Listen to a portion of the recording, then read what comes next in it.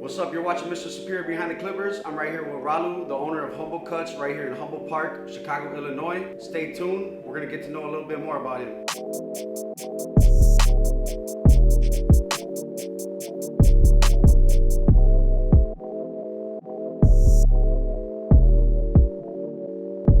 Where are you from, man? How'd you get started? Well, my name is Ramon Vasquez. I go by the name of Ralu. That's just a little Ramon and a little bit of Louis mixed together. I was born and raised in Humboldt Park, Logan Square. Man, I've been cutting for over 20 years, maybe 25. I'll say 25. Professionally, but I've been cutting since I was younger, man. My old man bought me some pair of clippers when I was, I think around 11, 12. It's been a wrap ever since.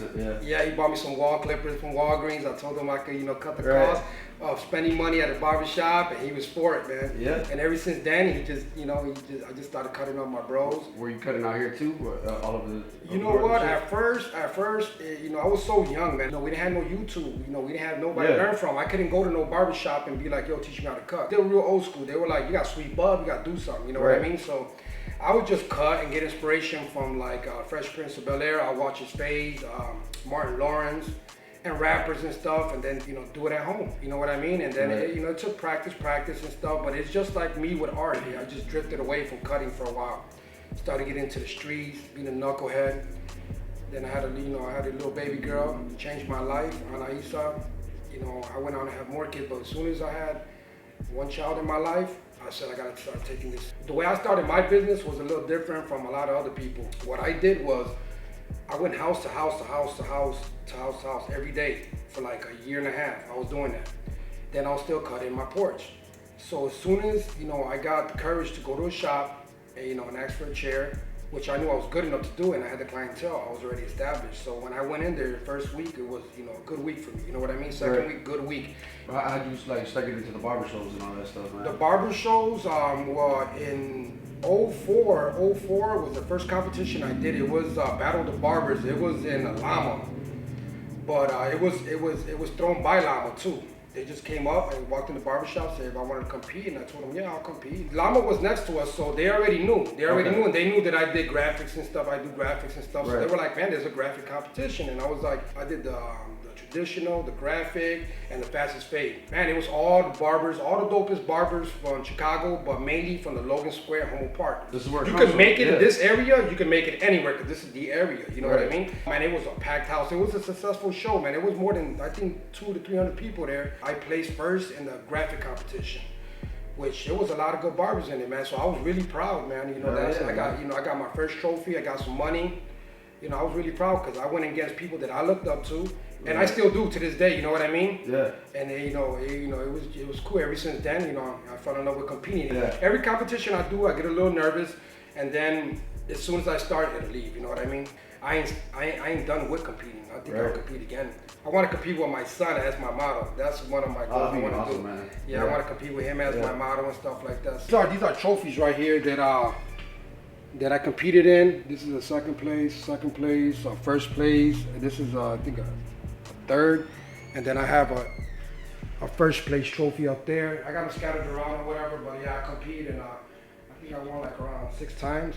This is a very old picture of Division in the 70s when they were actually building Roberto Clemente High School. That's St. Mary Hospital, and that's the old San Juan Theater. This is a legendary theater in Humboldt Park community. Yeah, man. Like The Godfather. He's been cutting hair for a long time. Yeah. He actually sold me my first straight blade. I had that long straight blade, the one you got steel on and stylish. That's the one I started with, right? And he was like, "What are you doing?" So he sold me my first straight blade. You know what I mean? Man, gave me a couple of pointers and stuff. But and I used to sit at his shop and watch his father, erase a wave line with a straight blade, you know what I mean? Crazy, yeah. And that's the way, that's the way I came up too, you know what I mean? I would sit there and wait 4 or 5 hours for a cut.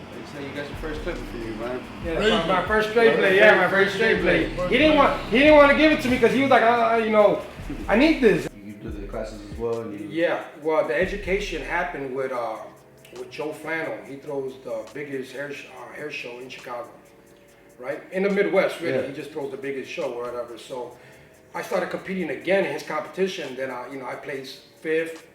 I was disappointed. I said next year I'm gonna come and place a little higher. So then I'll come back and he'll see that. But then he liked the way I cut, the way I presented myself, the way my posture, the way I was dressed, and he heard that I was, a good dude in my community, putting in work, doing back to school cuts. So then he just took a liking to me and just gave me a call, man. He was like, hey, how would you like to educate at my main stage? We're gonna throw you on a flyer. I think you'd be beneficial to a lot of up and coming dudes. There's gonna be a lot of schools there, and I was flattered, man, and I said yes. From there, a lot of barber colleges will call me and be like, yo, can you come by, say your story, do a tutorial, teach a class. Definitely, barbering changed my life, man. It just made me a better person.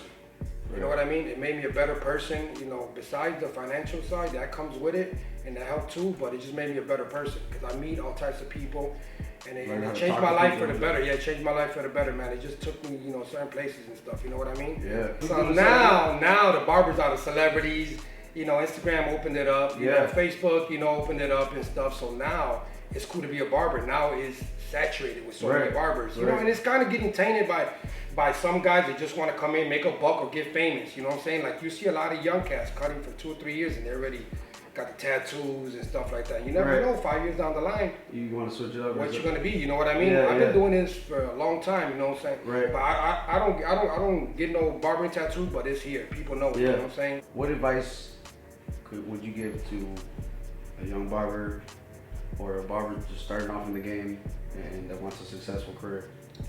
I would say you gotta come up with an idea first. Once you come up with that idea, you gotta write your goals down. Don't think you're too good to keep on learning. You know what I mean? Because you're gonna learn and you're gonna learn, you're gonna keep on, and you're gonna stop. No, keep on asking questions, keep on educating yourself, and don't give up. You know what I mean? There's a thing called guerrilla marketing. Pass out your cards, word of mouth, be professional, and keep on practicing your craft, man, every day. You know what I mean? Get better as a person. And once you got good customer service, you don't have to be the best barber. Treat a shop like it's yours. That way, when you open up a shop, you're ready. You're ready like if you already had a shop. Respect all your barbers, respect all the clients, and know that without the client, there's no you. You know what I mean? To the young barber, man, definitely get a good mentor, write your goals down, and believe in yourself, man. It's gonna be some bumps in the road, and it's gonna be some tough days, but you get over it, and soon enough, man, you'll be a successful barber. Man, bro, thank you so much for letting us come out here, man. No. It's an honor, bro. I want to see you in action. I want to, maybe we'll see, we'll come in here and get a shot of you cutting up, man. Okay, definitely, man. Yeah, for sure, man. It was my pleasure, man. Thank you for coming out, bro. Keep up the great work, man. Thank you, brother. Got something good going here, man. I appreciate you.